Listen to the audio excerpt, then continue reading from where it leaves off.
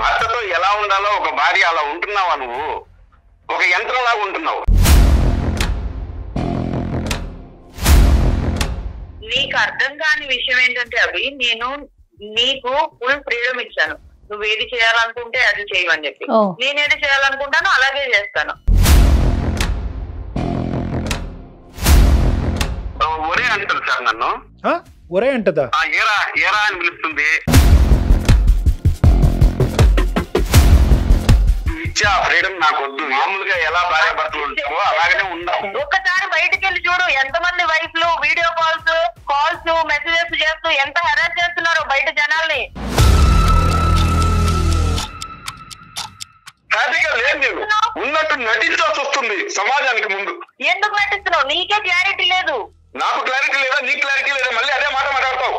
నీకే క్లారిటీ లేదు, నాకు కాదు. ఏనాడైనా నువ్వు సంసార జీవితంలో నాతో సుఖంగా ఉన్నావు 6 సంవత్సరాల నుంచి. మరి పిల్లలు పుట్టాలంటే ఎక్కడ పుట్టారు? నేను ఒక మనిషిని పెళ్లి చేసుకున్నానా, రోబోని పెళ్లి చేసుకున్నానా నాకు అర్థం కావట్లేదు. ఏమన్నా పిచ్చి పట్టిందా ఏంటి?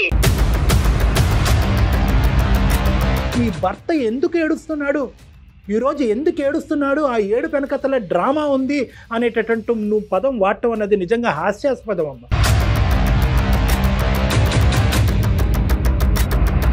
మా అమ్మ నాన్న మా తమ్ముడు వచ్చినప్పుడు నువ్వేం చేసావు? వాళ్ళు పలకరించావా?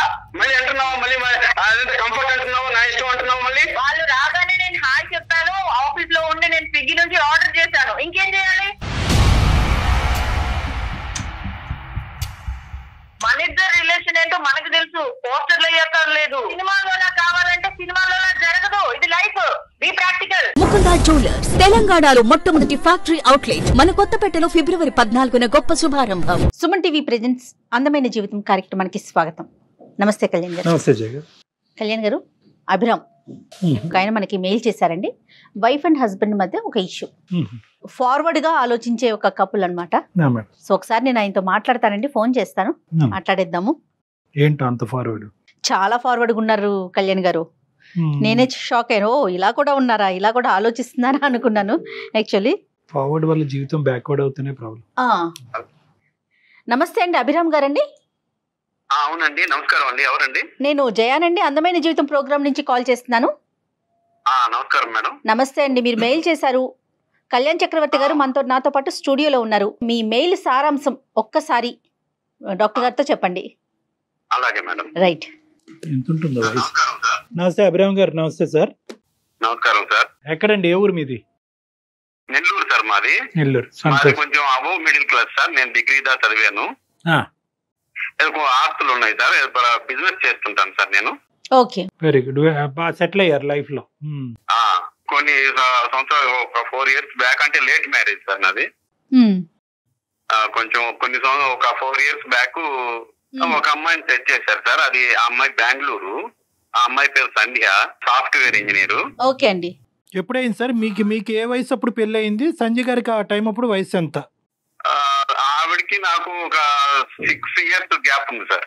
సో మంచి అమ్మాయి దొరికింది, కొంచెం లేట్ అయినా కూడాను అని బాగా హ్యాపీ ఫీల్ అయ్యాను సార్. ఓకే అండి. ఆ తర్వాత పెళ్లి చేసుకున్నప్పటి నుంచి అమ్మాయి కొంచెం ఏదో వింతగా ప్రవర్తిస్తుంది సార్. అట్లని నేను తప్పు పడడానికి ఏం లేదు సార్ అమ్మాయిలో.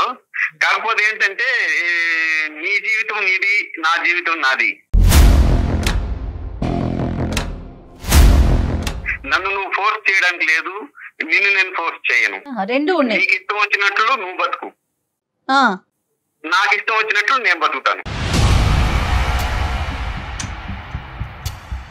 నువ్వు ఇండిపెండెంట్, నేను ఇండిపెండెంట్. అంటే ఫర్ ఎగ్జాంపుల్ ఏమన్నా చెప్పండి, అంటే మీ ఇద్దరి మధ్య జరిగిన సంఘటన చెప్తే డాక్టర్ గారికి ఇంకొంచెం సులువు అవుతుంది. అలాగే మేడం. పొద్దున్నే ఆడవాళ్ళు అంటే ఎలా ఉండాలి? నిద్రలేయగానే వాకిట్లో ముగ్గేసి ఇల్లు చిమ్మాలి, అన్ని ఉంటాయి కదండి. భర్తతో బాగా అన్యోన్యంగా ఉండాలి, అలా ఇంకా అన్ని ఉంటాయి కదండి. బంధువులు వచ్చినప్పుడు బాగా చూసుకోవాలి వాళ్ళని, దగ్గరగా ఏం కావాలో ఏంటో అడిగి ఆప్యాయతగా ఉండాలి అని ఉంటది కదండి. అలా ఏం చేయదండి. అది నాకు కొంచెం డౌట్ గా ఉంది, ఆ అమ్మాయికి ఏదైనా సైకియాట్రిస్ట్ ప్రాబ్లం ఉందా అని. ఏంటండి ఈ పనులు చేయకపోవడంతో అదేమన్నా సైకలాజికల్ ప్రాబ్లం ఉందన్న అంత డౌట్ వచ్చేసిందా ఉందని, లేకపోతే ఇప్పుడు ఇది మన కల్చర్ కాదు కదా మేడం. మానసిక సమస్య అనే యాంగిల్లో మీరు వెళ్ళబాకండి. కానీ అది కాదు, ఇప్పుడు మీ ఇద్దరు పెళ్లికి ముందు కొంతవరకైనా మాట్లాడుకున్నారండి? అభిప్రాయాలు, ఆలోచనలు, వ్యక్తిత్వాలు తెలుసుకున్నారా? ఎంతవరకు మాట్లాడుకున్నారు? ఇది నా ఉద్దేశం, నా ఆలోచన ఇది, నాకు రాబోయేటటువంటి భార్య ఈ విధంగా ఉండాలి, ఈ విధంగా ఆలోచించాలి, వ్యవహరించాలి అనేది ఎంతవరకు మీరిద్దరు మాట్లాడుకున్నారు? అది సార్ అంటే ఆవిడకి ఇష్టమైతేనే మాట్లాడుతుంది సార్. అది కూడాను పెళ్లి రోజు మాత్రం చాలా ఆప్యాయతగా అందరితో బాగా మాట్లాడి సిగ్గుపడటం, అబ్బో చాలా సాంప్రదాయం అనుకున్నాం సార్. నేను ఆవిడ తర్వాత డే 2 నుంచి ఆవిడేంటో నాకు తెలిసింది. ఆ అమ్మాయి చాలా ఇండివిజువల్ గా, ఇండిపెండెంట్ గా, మోడర్న్ గా, ముగ్గేయకుండా పోనీ వంట చేస్తారండి ఆవిడ? వంట కూడా తనకి ఇష్టం వచ్చినప్పుడు చేస్తుంది సార్. దేంట్లోనో ఆర్డర్ పెట్టుకుంటుంది. నా గురించి ఆలోచించేది ఏం లేదు సార్. నీకు ఆకలి అయితే నువ్వు తిను, ఆకలైతే నువ్వు తిను. సో అంటే నేను వండి పెట్టినప్పుడు నేను తినంగా మిగిలింది అక్కడ పెట్టేసిపోతాను. నీకు ఆల్రెడీ నువ్వు తిన్నట్టు మానుకుని నువ్వు కూడా ఆర్డర్ ప్రాబ్లం. బయట మోడర్న్ అయితే పర్లేదు, ఇంట్లో కూడా మోడర్న్ కాదండి. ఇప్పుడు మరి మీ గురించి ఏమంటది ఆవిడ? నా లెక్క ప్రకారం నువ్వు రా, నీ లెక్క ప్రకారం నేను రానంటదా? అలా కాదు సార్, దానికి డిమాండ్స్ ఏమి ఉండవు సార్. నీ ఇష్ట ప్రకారం నువ్వు ఉండు, నా ఇష్ట ప్రకారం నువ్వు ఉండక్కర్లేదు. Right, okay. ఇంకా మర్యాదలు ఇవన్నీనండి మీ కుటుంబ సభ్యులుగా ఆవిడ ఇచ్చేటటువంటి మర్యాదలు? సార్ మొన్న మా అమ్మ, నాన్న, మా తమ్ముడు వీళ్ళు వచ్చారు. వాళ్ళని ఇంటికి వస్తే ఏ ఆడవాళ్ళైనా కూడా పలకరించాలి, కాస్త అత్తయ్య మామయ్య ఎలా ఉన్నారని పలకరించాలి కదా సార్. ఏం పలకరించారు సార్, హాయ్ అంటది అంతే. వాళ్ళు ఏమనుకుంటారు సార్ పల్లెటూరు నుంచి వచ్చిన వాళ్ళు? కొంచెం ఇవన్నీ అంటే మనకి వినేటప్పుడు ఏ ఆడపిల్ల అయినా ఇలాంటి మాటలు ఉంటే అదేంటి అనిపిస్తుంది, కానీ ప్రాక్టికల్ గా కొన్ని పాటించాలి కదా కళ్యాణ్ గారు. ఒరే అంటారు సార్ నన్ను, ఒరే అంటదా? ఏరా అని పిలుస్తుంది. ఒకవేళ నీకు అంత అభిమానంగా ఉంటే, నువ్వు అంత అల్ట్రా మోడల్ ఉండాలంటే మన ఇద్దరు ఉన్నప్పుడు అనుకో ఒరే అని, నాకేం ప్రాబ్లం లేదు.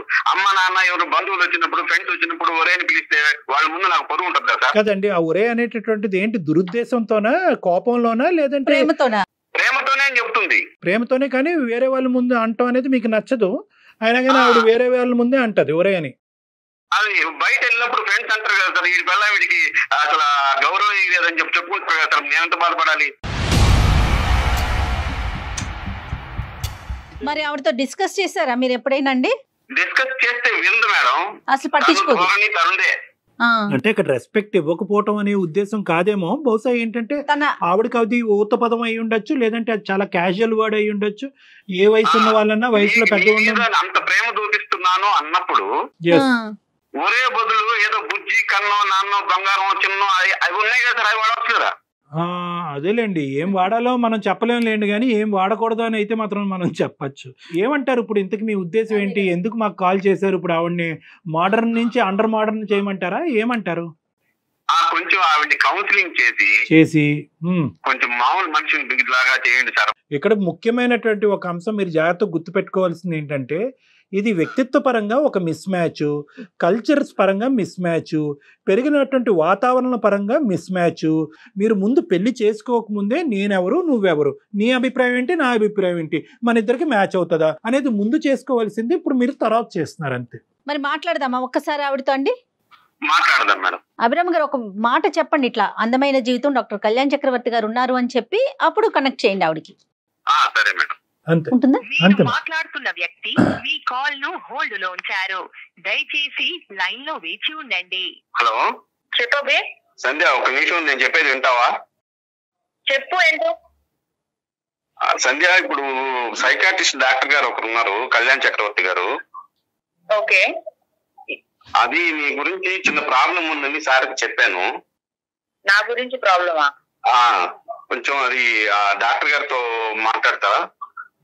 ఎవరికి ప్రాబ్లం? సంధ్య అమ్మా, సారీ అమ్మ, నేను డాక్టర్ కళ్యాణ్ చక్రవర్తి అమ్మా. నేను సుమన్ టీవీ అందమైన జీవితం నుంచి మాట్లాడుతున్నానమ్మా. నమస్తే అమ్మా. అతను సరిగ్గా అదేంటంటే ఫ్రేమ్ చేయలేకపోతున్నారు. ఆ ప్రాబ్లం అనే పదంలోనే పెద్ద ప్రాబ్లం ఉన్నట్టు నాకు అనిపిస్తుంది. ఇక్కడ ఎవరికి ప్రాబ్లం ఉన్నట్టు నాకైతే అనిపించట్లేదు.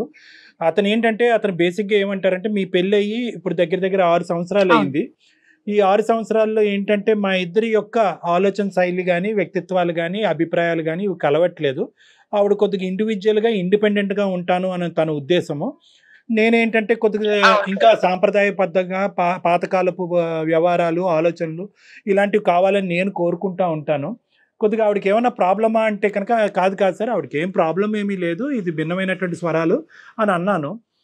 సో దాంతో అతను కొద్దిగా ఇబ్బంది పడుతున్నారంట. సో మీ ఇద్దరి మధ్యన ఒక సఖ్యత కుదరటానికి, ఒక విధమైనటువంటి ప్రయాణం సాఫీగా ముందుకెళ్ళటానికి మీరు కొంతవరకు మారితే అతను కూడా చాలా వరకు మారటానికి ఇష్టపడుతున్నారమ్మా. నేను హ్యాపీగానే ఉన్నాను, తను కూడా హ్యాపీగానే ఉన్నాడు. చెప్పండి మీరు ఎందుకు హ్యాపీగా లేరో చెప్పాలి అభిరామ్ గారు.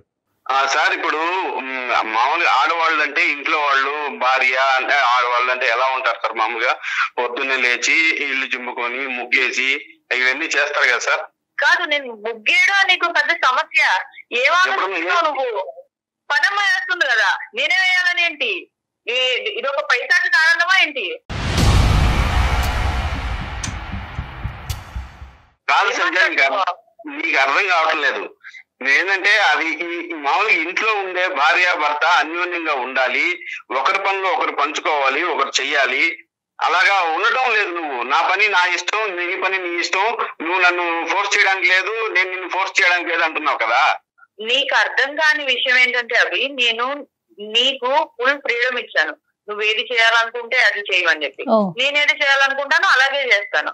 ఓకే, ఇక్కడ నేను వేరే వైఫ్ లాగా, ఇప్పుడు బయట ఉన్న వైఫ్ లాగా నువ్వు నాతో ఉండాలి, నువ్వు 24 hours నేను చెప్పిందే చెయ్యాలి, నువ్వు నా కోసం రావాలి, నువ్వు ఆఫీస్ నుంచి ఎన్నింటికి వస్తున్నావు, నువ్వేం తిన్నావు, నేను చెప్పిందే నువ్వు తినాలి, నువ్వు నన్ను బయటికి తీసుకెళ్ళాలి, నాకు చీరలు కుట్టించాలి, జాకెట్లు కుట్టించాలని ఏ రోజు నేను నిన్ను అడగలేదు.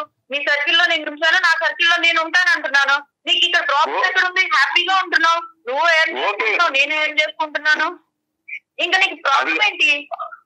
అది కాదు సంధ్య, ప్రాబ్లం ఏంటంటే ఇప్పుడు మనకి 6 years దాకా కావస్తుంది, పిల్లలు లేరు. ఏ రోజైనా నాతో సఖ్యతగా ఉన్నావా నువ్వు? పిల్లలు లేరు అంటే పుట్టినప్పుడు కొడతారు.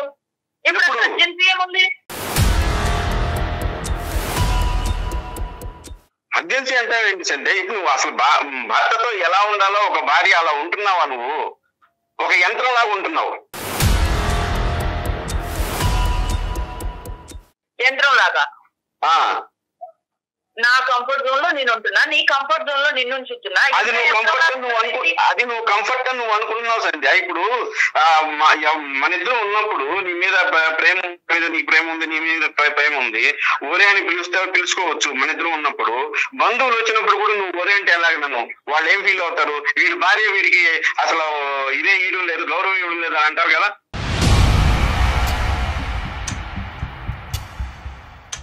అవి నువ్వు చాలా హ్యాపీగా ఫీల్ అవ్వాల్సిన విషయం ఇది. నేను నిన్ను రా అని ముద్దుగా పిలుస్తున్నాను, అది నువ్వు ఎందుకు తీసుకోలేకపోతున్నావు? బయట ఎందుకు బతుకుతావు నువ్వు? సంబంధం మన ఇద్దరు రిలేషన్ ఏంటో మనకు తెలుసు, పోస్టర్లు అయ్యాక లేదు.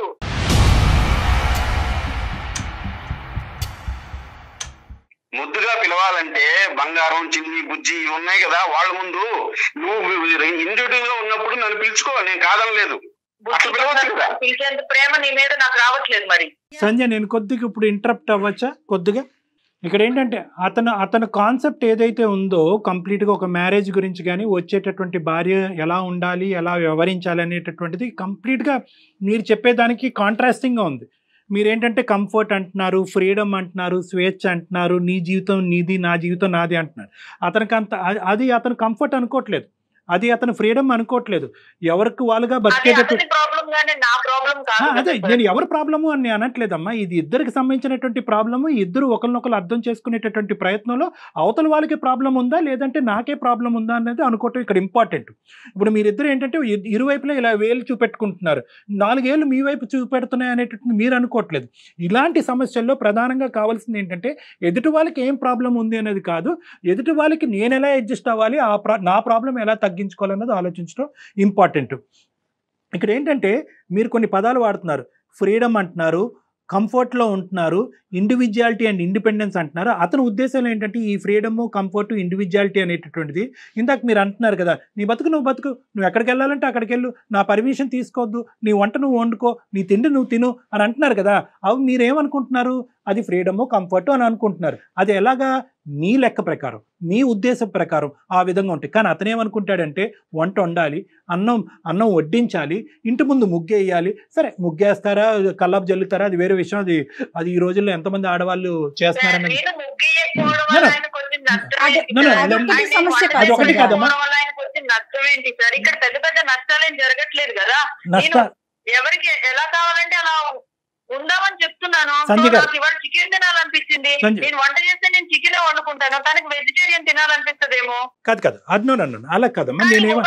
ఎందుకు ఫోర్స్ చేసుకోవాలి sir? No it's not force అమ్మా, ఇట్స్ అన్ ఓవర్లాప్. మళ్ళీ నేను అదే పదం పదే వాడుతున్నాను. అంటే ఏంటంటే మీరు అనుకునేటటువంటి డెఫినేషన్ ప్రకారం అక్కడ ఫ్రీడమ్ కంఫర్ట్ అతనికి వద్దు అంటున్నాడు. అతనికి కావాల్సింది ఏంటంటే కనుక కలిసి ప్రయాణం చేద్దాం, మనం భార్యాభర్తలుగా ముందుకు ప్రయాణిస్తూ పిల్లలను కందాం అనేటటువంటి ఒక ఫ్యామిలీ పరమైనటువంటి ఆలోచన శైలి అతనికి ఉంది. ఇప్పుడు తనకి ఏదో ఆర్డర్ చేసుకోవాలని ఉంది, సంధ్య చికెన్ ఆర్డర్ చేసుకుంటది, ఆయనేమో మటన్ ఆర్డర్ చేసుకుంటాడు ఫర్ ఎగ్జాంపుల్. ఎవరి రూముల్లో వాళ్ళు కూర్చొని తినేకాడికి పెళ్ళి ఎందుకండి? ఒక గూడు కింద కలిసి ఉండటం ఎందుకు? అదే ఫ్రీడమ్ అంటే సంధ్య మీ ఉద్దేశంలో? ఫ్రీడమ్ అంటే ఒకరి నుంచి ఒకరు ఫోర్స్ చేసుకోకుండా హ్యాపీగా ఉంటున్నాం కదండి. సంతోషం, ఫోర్స్ చేసుకోకపోవటం సంతోషం, కానీ దానికంటూ ఒక లిమిటేషన్స్ ఉంటాయి కదా. కానీ ఇక్కడ ఫోర్స్ అనే పదం అసలు కాదమ్మా. ఇక్కడ ఏంటంటే చాలా హ్యాపీగానే అనుకుంటున్నారు. Happiness is directly proportional to ఇరువైపులా. అతను కూడా హ్యాపీగా ఉన్నాననే పదం అతను వాడట్లే కదా. నేను హ్యాపీగా లేననే కదా మాకు ఫోన్ చేశాడు. మీరిద్దరు హ్యాపీగా ఉంటే అతను మాకెందుకు ఫోన్ చేస్తాడు? అది అర్థమయ్యేటటువంటి విధంగా చేయటం గురించి మా బాధ్యత. సంజయ్ ఒక నిమిషం వింటావా? డాక్టర్ గారు ఒక నిమిషం వినండి సార్. చెప్పండి. కొన్ని కోరికలు ఉంటాయి సార్. ఇప్పుడు పిల్లల్ని తీసుకొని షాపింగ్ కి వెళ్ళాలి, అలా సినిమాకి వెళ్ళాలి, ఏదన్నా కలిసి హోటల్లో భోజనం చేయాలి అని ఉంటుంది సార్. లేకపోతే ఫ్రెండ్ వాళ్ళ ఫంక్షన్ కి వెళ్ళాలి అని ఉంటుంది సార్. ఇప్పుడు రాదు సార్. ఓకే, నాకు అవసరం లేదు, నువ్వు వెళ్ళాలి. పెళ్లికి వెళ్తావో ఫంక్షన్ కి వెళ్తావో అది నీ ఇష్టం, నాతో ఎందుకు ప్రతిదీ లింక్ చేసుకుంటావు? సంజయ్ గారు, మీరు ఇలా ఉండాలి అని అనుకుంటే కనుక మేము ఎవరు ఇది మీతో అభిప్రాయంతో మేము విభేదించాము, అది కరెక్ట్ కాదని అన్నాం. కానీ ఏంటంటే మీ ఇండివిజువాలిటీ, మీ ఇండిపెండెన్స్ ఎంత ఇంపార్టెంట్. ఒక పెళ్లి అయిన తర్వాత మీరిద్దరు కొన్ని అంశాల్లో కలిసి ప్రయాణం చేయటం అనేది, ఒక్క నిమిషం సంజయ్ గారు, ఒక్క నిమిషం, మీరిద్దరు కలిసి ప్రయాణం చేయటం అనేటటువంటిది కూడా పెళ్లి యొక్క నిర్వచనం. అది మీరు సామాజికంగా ఉండండి, మానసికంగా ఉండండి, శారీరక పరంగా ఉండండి, మీ మొత్తం ఇండివిజువాలిటీ, ఇండిపెండెన్స్ అనేటటువంటి దాంట్లోంచి మీరు పూర్తి స్థాయి ఆనందం పొందుతూ దీనికి కూడా టైం కేటాయించండి అని అతను కోరుకుంటున్నాడు. మీరు బయటకు వెళ్ళొద్దు అనట్లేదు, ఉద్యోగం చేయట్లేదు అనట్లేదు, మీరు బయటకు వెళ్ళి మీరు ఇష్టంగా టైం లేక నేను ఆ ఫంక్షన్ కి వెళ్ళడం జరగలేదు. నేను ఆఫీస్ నుంచి వచ్చేసరికి నేను టైర్డ్ అయిపోయి ఉన్నాను, ప్లస్ నేను ఆ ఫంక్షన్ కి వెళ్తే నాకు అక్కడ ఎవరూ తెలియదు. నా ఆలోచనకి దాన్ని రెస్పెక్ట్ ఇవ్వాలి కదా. అమ్మా, అక్కడ ఒక ఫంక్షన్ కి వెళ్ళాలి అంటే 100 మంది తెలియక్కర్లేదు, నీ పక్కన ఉండేటటువంటి నీ భర్త నీకు తెలుసు కాబట్టి చాలు. మీరిద్దరు నేనేంటంటే మొత్తం ఈ 6 సంవత్సరాలు మీ ఇద్దరు ప్రయాణంలో మీరు కలిసి జరుపుకున్నటువంటి ఆ కార్యక్రమాలు ఏంటి, కలిసి వెళ్ళినటువంటి ప్రదేశాలు ఏంటి, కలిసి చేసినటువంటి పనులు ఏంటి, అది అతను కోరుకుంటున్నారు. నాకు ఇలా ఉండు అని చెప్పి నా మీద ఒక రకమైన పెత్తనాన్ని నా మీద రుద్దొద్దు సార్. అన్ఫార్చునేట్లీ ఇది పెత్తనం కాదమ్మా, అన్ఫార్చునేట్లీ ఇది పెత్తనం కాదు. పెత్తనం అనేటటువంటి పదమే ఇక్కడ తప్పు. పెళ్లి అనేటటువంటిది, కుటుంబం అనేటటువంటి దానికి ఒక నిర్వచనం, ఇది ఒక బేసిక్ డెఫినేషన్. మన పేరెంట్స్ కలిసి ఉండబట్టే కదా మన ప్రయాణం సాఫీగా ముందుకు సాగుతోంది. రేపొద్దున మీరు పేరెంట్స్ అవ్వద్దు.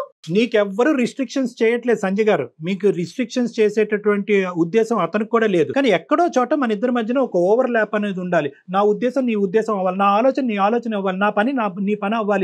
ఎంతో కొంత 70% ఇండివిజువల్ గానే ఉండండి. నా ఫ్రెండ్స్ ఫంక్షన్స్ అప్పుడు నాకు ఏదైనా అవసరం ఉన్నప్పుడు నేను తనని రమ్మని అడగట్లేదు. ఎందుకనంటే సమస్య అది, మీరు అతన్ని పిలవట్లేదు, మీ దానికి పిలవట్లే, అతని దానికి వెళ్ళట్లే, ఇంకెందుకు ఇద్దరు కలిసి ఉండటం, ఈ ప్రయాణం ఎందుకని అంటున్నాడు అతను. మేడం గారు ఆమె పిలవట్లేదు, నేను పిలిచినా రావట్లేదు, అతను పిలిచినా రావట్లేదు. ఒకటేంటంటే ఎందుకు లైఫ్ అంటే కంఫర్ట్ గా ఉండడమే కదా. నేను నీ ఫ్రీడమ్ నీకు ఇస్తున్నాను, నాకు నచ్చినట్టు నేను ఉండాలనుకుంటున్నాను, నువ్వేను అని ఇలాంటివన్నీ మన మధ్య.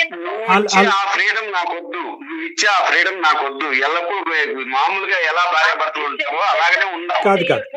నీకు మెచ్యూరిటీ లెవెల్స్ లేవు అసలు.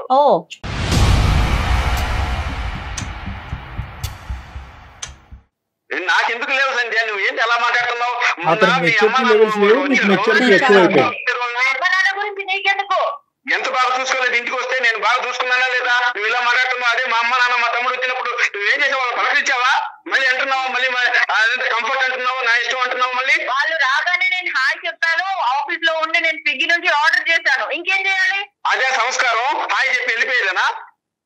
నేను మీ అమ్మ నాన్న వచ్చినప్పుడు ఎలా చూసుకున్నాను నేను? నాకు ఇలాగే వచ్చు, నాకు ఇలాగే తెలుసు. అది కాదు సంజయ్, ఎందుకు అలా మాట్లాడుతున్నావు? ఏ విషయంలో నువ్వు నాకు సపోర్ట్ ఉన్నావు చెప్పు? ఏ విషయంలో సపోర్ట్ ఉన్నావు? అదే ఉంటే నా కంఫర్ట్ అంటావు.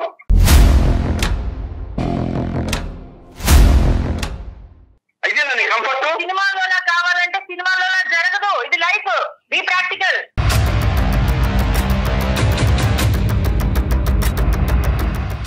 లైఫ్ లో కూడా కొన్ని ఉంటాయి, వెసులుబాట్లు ఉంటాయి, అవేం చెయ్యు. ఏం చేసినా నీకు అనుకూలంగా మాట్లాడుకుంటావు, నువ్వు కంఫర్ట్ అంటావు దాన్ని. నువ్వు ఎందుకు తీసుకోలేకపోతున్నావు నాకు తెలియట్లేదు. ఏం తీసుకోవాల్సిన? ఇప్పుడు 6 సంవత్సరాలు, మనకి పెళ్లి 6 సంవత్సరాలు అయింది. ఏనాడైనా నువ్వు సంసార జీవితంలో సుఖంగా ఉన్నావా నాతో? అవ్వలేకపోతున్నావు, మనం హ్యాపీగానే ఉన్నాం. ఏనాడైనా నువ్వు సంసార జీవితంలో నాతో సుఖంగా ఉన్నావా 6 సంవత్సరాల నుంచి? మనకి పిల్లలు పుట్టాలంటే ఎక్కడ పుట్టారు? ఎందుకు హ్యాపీగా లేవు? ఎక్కడున్నావు? నేను ఉంటున్నాను కదా. ఎక్కడున్నావు? నీకు ఇష్టం వచ్చినప్పుడు ఉంటావు నువ్వు, అటు నా ఇష్టంతో అక్కర్లేదా నీకు? మరి నీకు ఇష్టం వచ్చినప్పుడు నాకు ఎలా వస్తుంది? నీకు రావాలి అంటే కుదరదు ఇక్కడ. నాకు వచ్చినప్పుడే నువ్వు ఉండాలి. మరి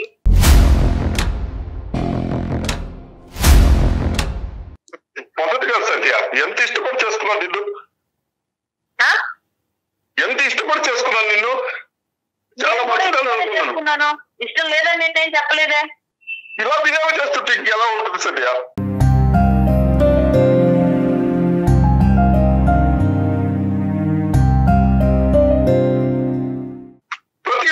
ప్రతిదానికి వ్యతిరేకించడం ఏదంటే తప్పేంటి అవి? ఎందుకు నన్ను పాయింట్ అవుట్ చేస్తున్నావు ప్రతిసారి?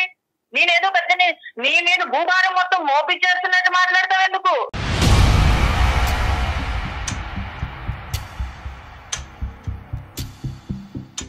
ఒక్కసారి బయటికి వెళ్ళి చూడు, ఎంతమంది వైఫ్లు వీడియో కాల్స్ మెసేజెస్ చేస్తూ ఎంత హెరాస్ చేస్తున్నారో బయట జనాల్ని. నీకు అదేమి పెట్టలేదు, నేను ఏ రిస్ట్రిక్షన్స్ పెట్టలేదు నీకు. నువ్వు హ్యాపీగా వదిలేశాను, నువ్వేం కావాలంటే చేసుకోమని. హ్యాపీగా ఉన్నావు. కావట్లేదు, నువ్వు రియలైజ్ అవ్వలేకపోతున్నావు ఆ పాయింట్. ఉన్నట్టు నటించాల్సి వస్తుంది సమాజానికి ముందు. హ్యాపీగా లేదు నేను. ఎందుకు నటిస్తున్నావు? నీకే క్లారిటీ లేదు. నాకు క్లారిటీ లేదా? నీకు క్లారిటీ లేదా? మళ్ళీ అదే మాట మాట్లాడతావు. నీకే క్లారిటీ లేదు, నాకు కాదు.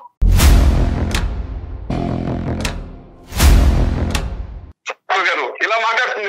అమ్మ సంధ్య, అమ్మ ఒక్క నిమిషం అమ్మా. మనిషి ఏడుస్తున్నాడమ్మా, మనిషి ఏడుస్తున్నాడు. ఆ విషయమే అర్థం కావట్లేదు డాక్టర్ గారు.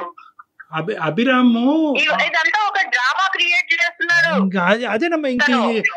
అక్కడ ఏడవలసిన అవసరం లేదు. ఏడుపు డ్రామా అంటే కనుక మీ పెళ్ళే డ్రామా అమ్మా. అలా అయితే ఇంకా పెళ్ళే డ్రామా, మీ జీవితమే డ్రామా. సంధ్య చనిపోయారా ఇప్పుడు ఏడవడానికి? ఏ అమ్మా తప్పమ్మా మాట.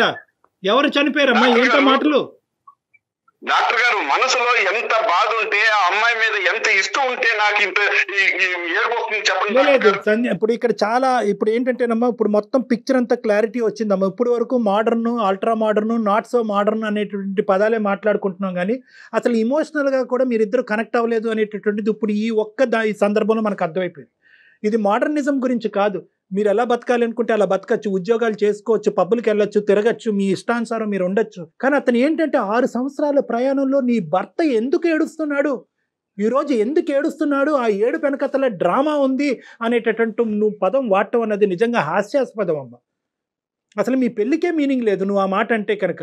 నా భార్య నా పక్కన ఉండాలి, ఈడు జోడుగా ఉండాలి, కలిసి ప్రయాణం చేయాలి, నా కోరికలను అర్థం చేసుకోవాలి.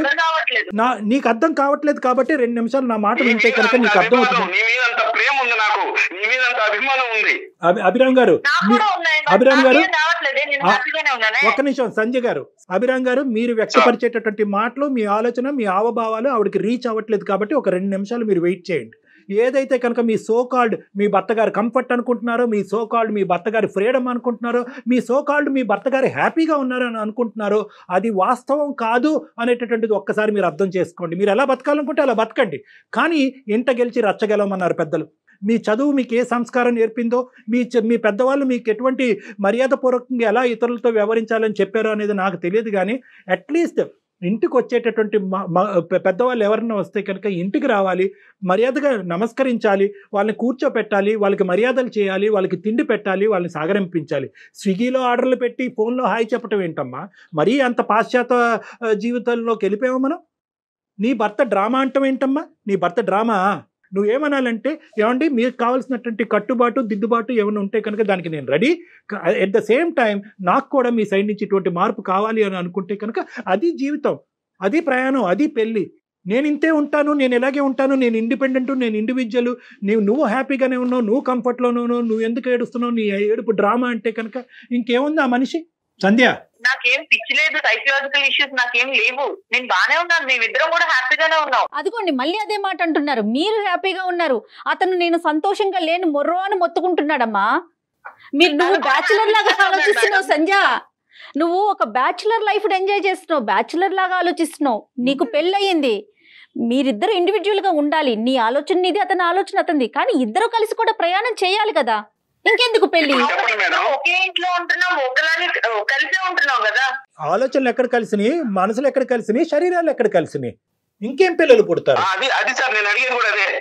నేను ఒక మనిషిని పెళ్లి చేసుకున్నానా, రోబోని పెళ్లి చేసుకున్నానా నాకు అర్థం కావట్లేదు.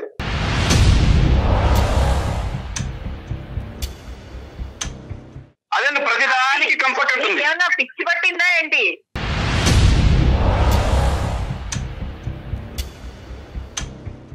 పిచ్చి నాకే పట్టింది, ఎవరికి పిచ్చి పట్టిందో తెలిసిపోతుంది ఇక్కడ.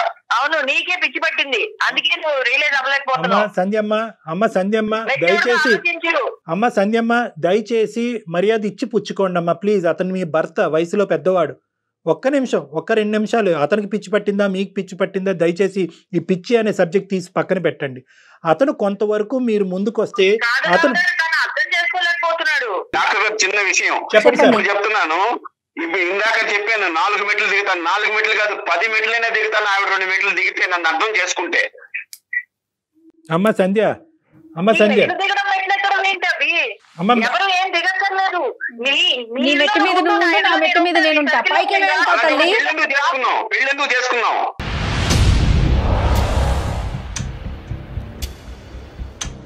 అమ్మ సంధ్య, ఇక్కడ ఎవరు కూడా తప్పు లేదు, ఒప్పు లేదు, పిచ్చి లేదు, ఏమీ లేదు. దయచేసి 1 నిమిషం అతను పడేటటువంటి వేదన, అతను పడేటటువంటి బాధని ఒక పెద్ద మనసు చేసుకుని అర్థం చేసుకోండి. అతను పెరిగినటువంటి వాతావరణం కానీ, వచ్చేటటువంటి భార్య గురించి కానీ అతను ఇంకో విధంగా ఊహించుకున్నాడు. బహుశా ఈ డిస్కషన్స్ అన్నీ కూడా పెళ్లికి ముందే జరుగుంటే కనుక ఈ దురదృష్టకరమైనటువంటి పరిస్థితి ఉండేది కాదు. కలిసి అభిప్రాయాలు కలిస్తే కనుక పెళ్లి చేసుకుని ఉండేవారు, అభిప్రాయాలు కలవకపోతే కనుక దూరంగా ఉంటారు. ఇప్పుడు ఏంటంటే కనుక మీ డెఫినేషన్ ఆఫ్ పెళ్లి డిఫరెంట్, అతని డెఫినేషన్ ఆఫ్ పెళ్లి డిఫరెంట్. ఒకటి Sandhya, at the end of the day అతని ఆలోచనలో ఎటువంటి తప్పు లేదు. అతని ఆలోచనని మీరు విపరీతంగా ఆలోచించద్దు. అంటే నన్ను పక్కన కూర్చుంటే రిస్ట్రిక్ట్ చేస్తున్నాడు, ఫోన్ చేస్తే కనుక రిస్ట్రిక్ట్ చేస్తున్నాడు, నా కథలకి పసిగడు అంటే గమనిస్తున్నాడు, నన్ను ఫ్రీడమ్ లేకుండా చేస్తున్నాడు అని అనుకోవద్దు. మీరు సమపాలనలో మీ జీవితాన్ని మీరు బతకచ్చు, అతనికి కావాల్సినటువంటి సంతోషాన్ని ఇవ్వచ్చు. ఒక్కసారి ఆలోచిస్తే 2 సమపాలనలు ఇచ్చేటటువంటి దానికి పూర్తిగా అవకాశం ఉంది. ఎందుకంటే మీకు వయస్సు ఉంది, దాంతోపాటు ఉద్యోగం ఉంది, దాంతోపాటు అనుభవం ఉంది. కాబట్టి డాక్టర్ అతను కంప్లీట్ గా సినిమాటిక్ లైఫ్ కావాలి అనుకుంటే నేను అంతలా నటించలేను. ఒకసారి అవకాశం ఉంటే సంధ్య, ఇది మనకి ఫోనుల్లో తేలే విషయం కాదు. ఎంతసేపు మాట్లాడుకున్నా కంటిన్యూనే అవుతూ ఉంటుంది. ఎందుకంటే మీ మైండ్ ఆఫ్ స్టేటస్ లో మీరున్నారు, ఆయన ఆలోచన విధానంలో ఆయన ఉన్నారు. అవకాశం ఉంటే ఒకసారి డాక్టర్ గారిని కలుస్తారా? నేను అది డిసైడ్ అవుతాను మేడం. నాకైతే ఇప్పుడు నేను డిసైడ్ అవ్వలేను. అసలు నాకు ఇలాంటి సిచ్యువేషన్ ఒకటి వస్తుందని కూడా నేను ఎప్పుడు అనుకోలేదు. ఇంకా డిస్కషన్ ఇక్కడితో ఆపేద్దాం. ఏదైనా ఉంటే మీరు మాట్లాడుకోండి. Thank you so much doctor. Thank you.